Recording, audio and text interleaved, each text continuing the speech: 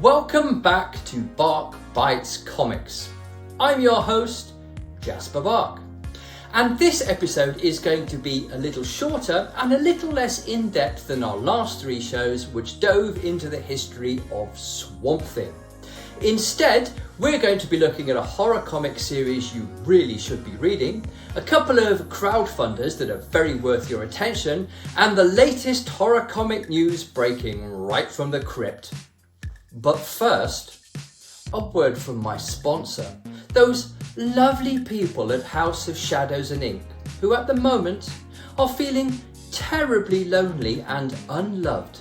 In fact, even as you're watching this, they're sitting there in their office weeping into their morning coffee because they think that nobody loves them.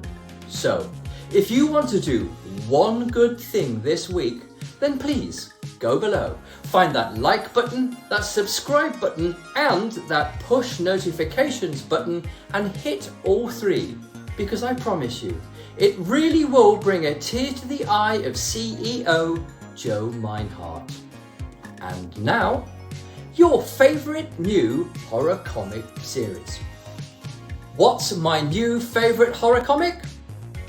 Well, that would be Sink, a crime horror hybrid written by John Lees and drawn by Alex Cormack. Sink is set in the fictional Sink Hill estate in the east end of the Scottish city of Glasgow.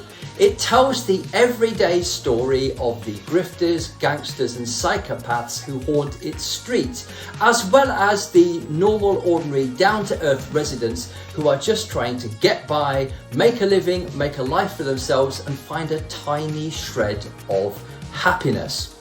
Sink is a horror that confronts the grime and poverty of urban deprivation, but it does so with a mordant wit, a wild imagination, and the blackest, most violent humour you're ever going to find between the pages of a horror comic.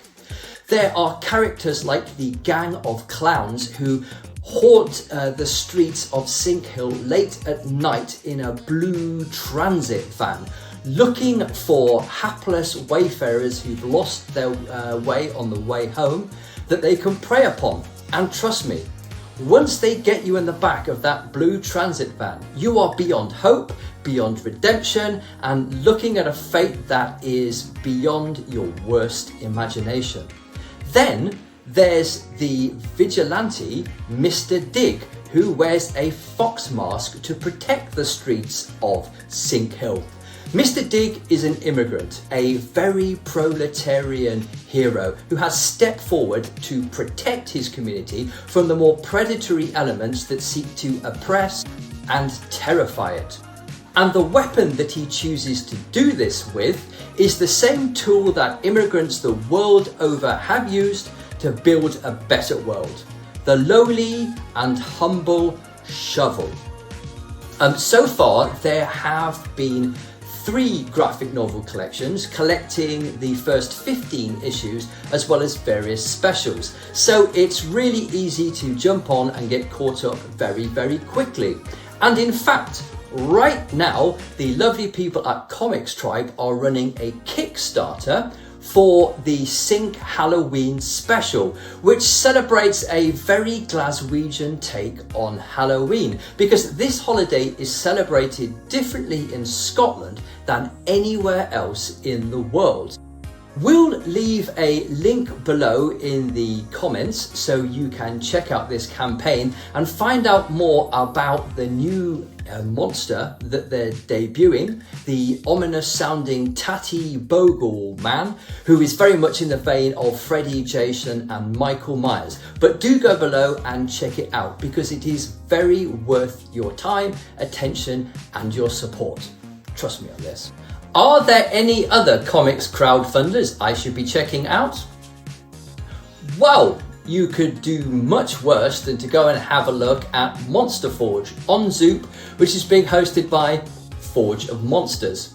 It tells the story of an ancient artifact, the Monster Forge, created by a cabal of sorcerers in the prehistoric empire of Hypothrexia, capable of summoning monster champions from the primal chaos. Unfortunately, this artifact was so powerful it brought about the end of the dinosaurs, the splitting of the continents, and the last ice age.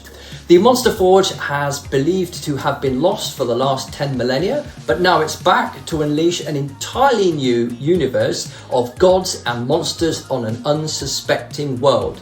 These stories are written by comic superstars like Eric Shannon Denton, who worked on JLA, and Brett Blevins. You can check it out if you go and look in the comments section below. We'll leave the link for you. You can hit that and see what you think. What's the big news in horror comics? Well, that would be Rick Veitch and Swamp Thing. Last episode, we covered the story behind Rick Veitch's aborted run on Swamp Thing, which ended with issue 87, and his reasons for having to leave the title. But what we didn't realise is there was about to be a fantastic coda to this tale.